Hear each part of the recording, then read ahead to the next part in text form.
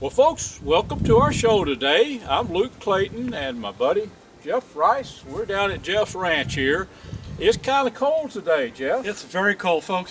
You can't see it now, and it may have stopped, but it's been light snow here. I left the Dallas area to come out here this morning, and it was snowing like crazy. So it's right a little over freezing right now, but we had rain last night, and as you can see, we were just going to come down here and take a peek and see what it looked like down here. And let's talk a little bit about spring fishing coming up. It's going to be... You bet. The creek is rolling. And today, folks, what Jeff and I are going to do, we're going to take you with us. Jeff's going to be hunting later tonight, this evening, but I have to hit the road here. Before that, I have some duties back in the civilization that I have to do.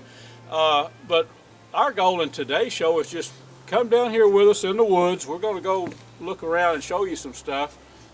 This is going to be awesome.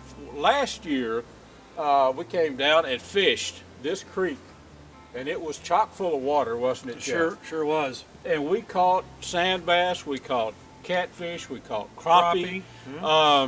Little beetle spins were working on the crappie and the sand bass, and we caught catfish on the, well, we were using Stubby's catfish bait. That's right. We were using. That's right. Plug for Stubby. Are you listening, Stubby? Anyway, I'm looking forward to that. And I was down here a week ago hunting with Jeff. And you know, I was a little bit concerned, Jeff, because there wasn't much water in that creek. There was some holes, some deeper holes. Right. And you know me, I was thinking, well, you know, I want us to all get back and fish again like we did last year. Jeff and I and some of our friends made a day of it, and we caught fish and filleted them and cooked them right over here at Jeff's camp. Yeah, and I can reassure you, all it takes is a pretty hefty rain, which we had some pretty good rain come through last night. I'm going to guess of several inches of rain. And boy, the runoff, as you can see, is here. So let's get a little chilly out here. let's show them the good clothes. Folks, we want you to see really how this water's running.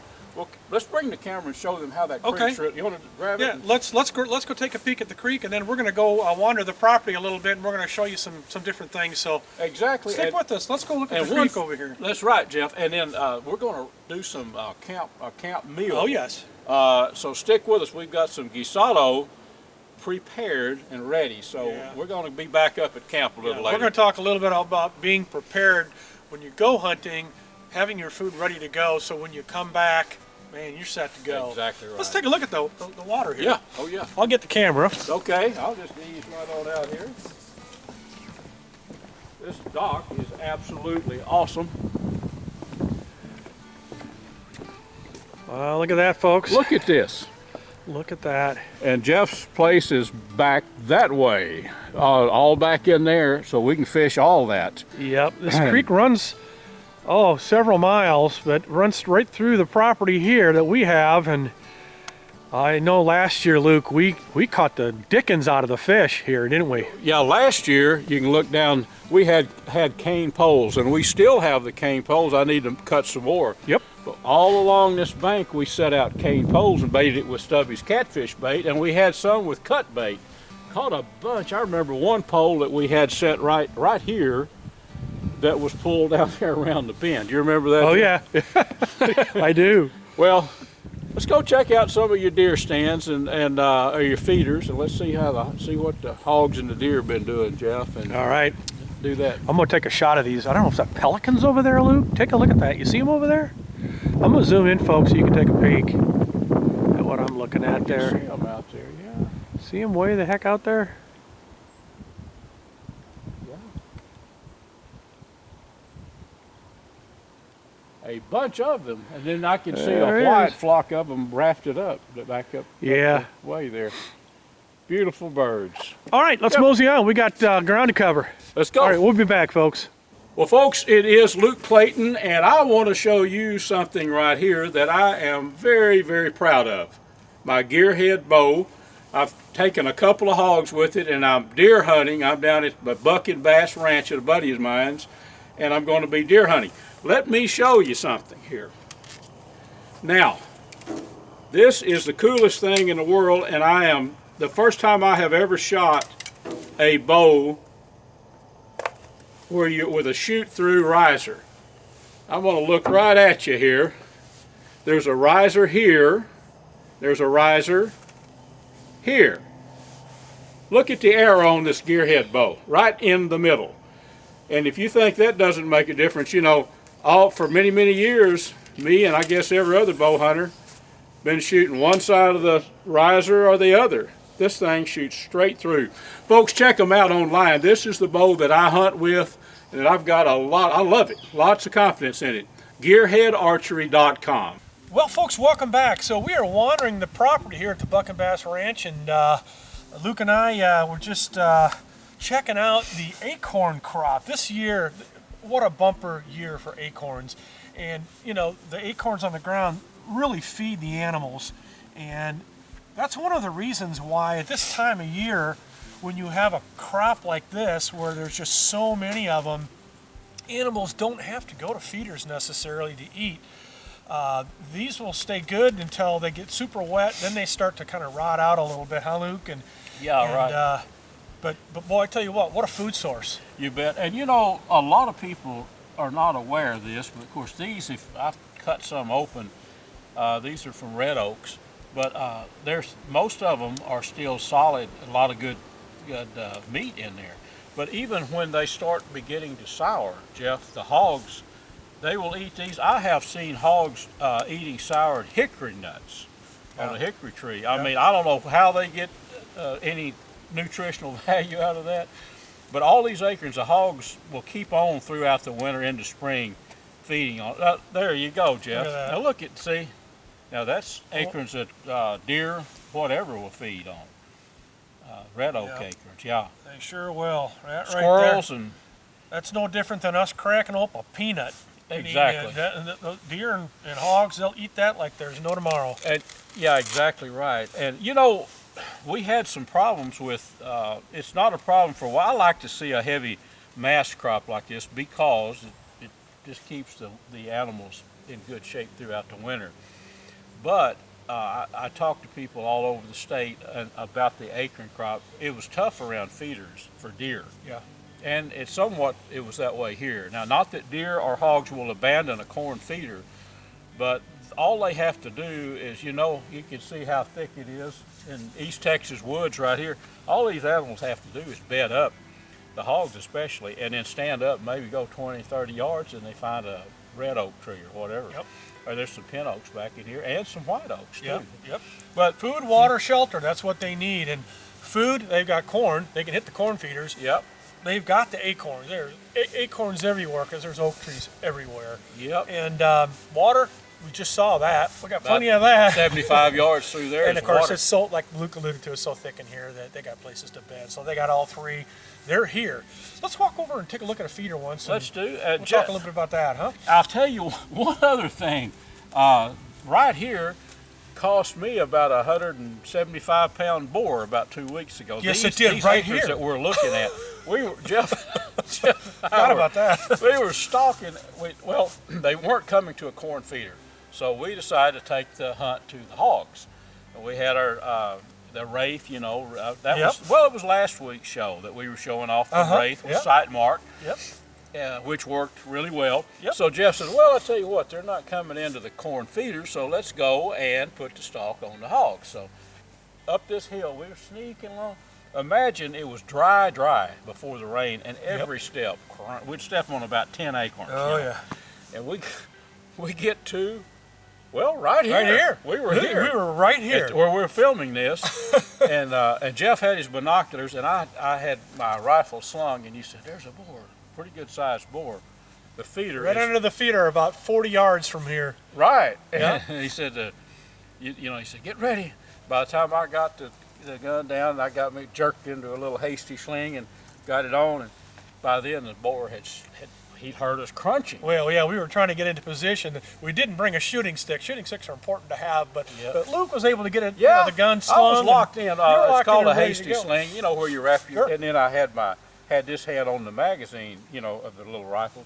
Yeah, I mean, could have made the shot had the hog stayed. But anyway, the acorns, there's good and bad with acorns. So you want to check out? You say we'll check out? Yeah, let's walk over there. We'll take a look at the feeder that the hog was at last week. But yeah, we just walking on acorns, boy, that makes a lot of noise. And don't think for a minute that the hogs don't hear. They do hear pretty good. Certainly And do. that thing heard us, and he ran off a little bit. He growled at us. Remember that? Oh, he yeah. growled hard, and then he took off. So let's walk over to this feeder. We'll take a look. All right.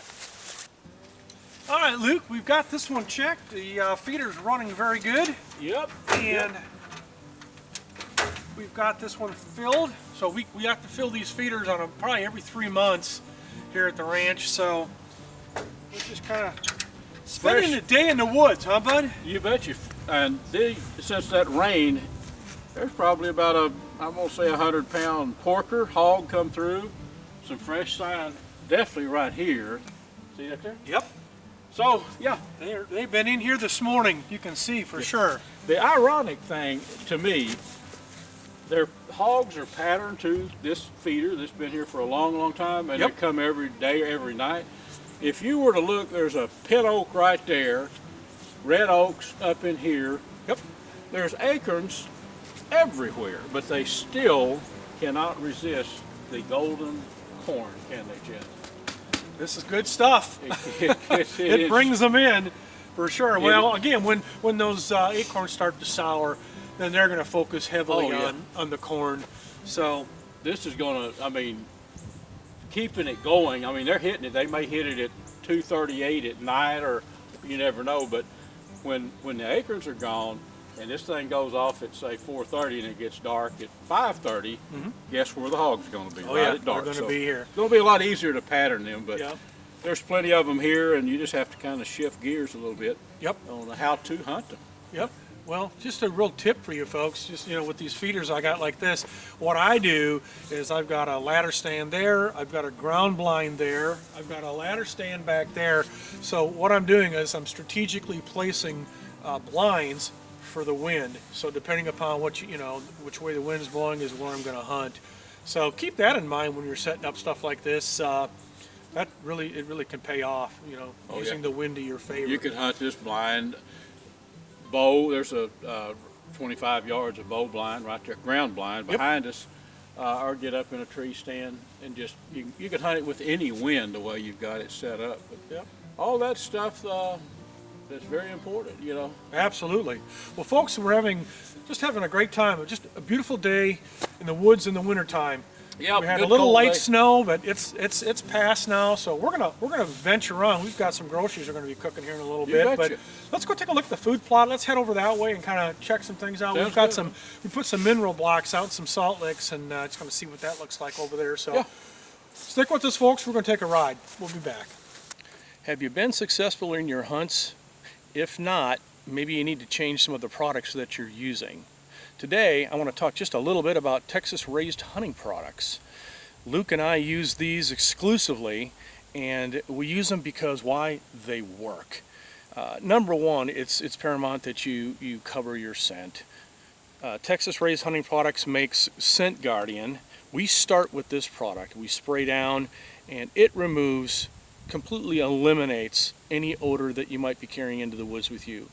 We start with this product, and they have an array of products for all hunting situations, whether it's for buck scrapes. They have the little canisters here, buck DNA. We put these out, and the animals, they react to these. We've got some sow seduction that we use, brings in both boar and sow. They work extremely well. I encourage you folks to get out there and try some of these products. Use what works. We have been very successful using these products. Again, it's Texas raised hunting products. You can find them at texasraisedhuntingproducts.com, or just as easy to reach out to catfishradio.org to learn more information about these products. Well, folks, the feeder that we just showed you is 35 yards that direction. Here is a wallow. Jeff set all this up. I'm sure he had this wallow in mind for hogs. Summer, winter, spring, or fall, hogs love water. Now, there's a creek down there, less than 100 yards away, but this water, so even if it's mud, those hogs like to have a water source, and if you put one near a feeder, that's just, upping your chances. But this thing, of course, it's full of water right now, but it's always a moist deal, and you'll see these hogs when it's dry around here, they'll be rooting this up. Just come up here to the feeder and get them a little bite to eat and jump in, do a little wallowing. One thing that is a factor, a lot of people don't think about this. Why do hogs wallow? Now, if you've hunted hogs much, you know they have lice. They can get lice. They get in here and this old clay, coat their bodies with it and actually choke out the lice. Is what they do. So there's more. Pigs love the water and love the mud, but there's probably a reason why, and I think to kind of an natural insecticide is one of the reasons. Mm-hmm.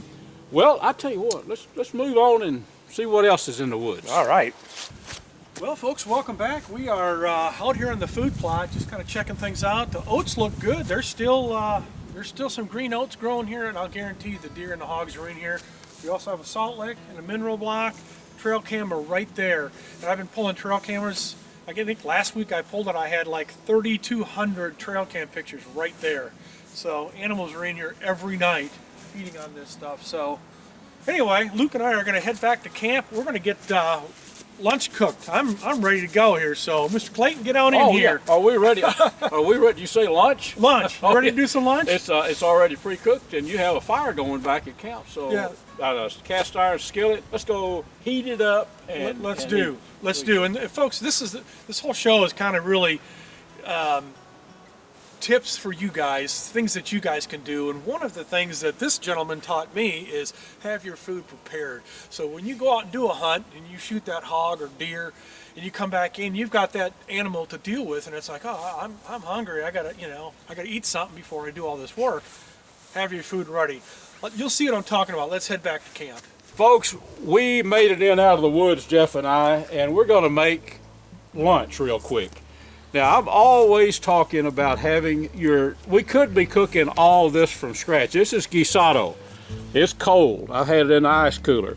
But it has, basically, it's got some smoked pork, some onions. In this, we have the poblano peppers, a little jalapeno pepper, a lot of fresh garlic in there, guisado, and then some chopped tomatoes. So what we're going to do in just a matter of minutes, we're going to be able to have us a quick lunch here. Let's go ahead and put some, let's just put some in the skillet. We've got a good hot fire. Right now, I'm going to shut this tube. Awesome. Kill a little of that smoke, huh, buddy? There we go. And then let it heat up there. Yeah. Tortilla. We're gonna cook. We're gonna heat stuff up on this. It gets super hot, that metal plate. So. Jeff, how many of these tortillas? We can eat about 8 apiece. Hungry as I am, I'll do a couple hefty ones. A couple of good ones. Couple hefty ones. All right, we'll put that there. Now, basically, see right here. Oh yeah, that's by the time you put that in corn flour tortillas and heat it up. Buddy, that looks good. So let's simply set it up here on this and let it warm up, and then we'll come right back and make us some corn tortillas. How about that? You bet. Well, folks, we're back here. Luke is just warming up the guisado, and again, the nice thing about this is, we're just out spending the day in the woods, checking feeders, whatever, making the rounds, looking at stuff, and just having a ball.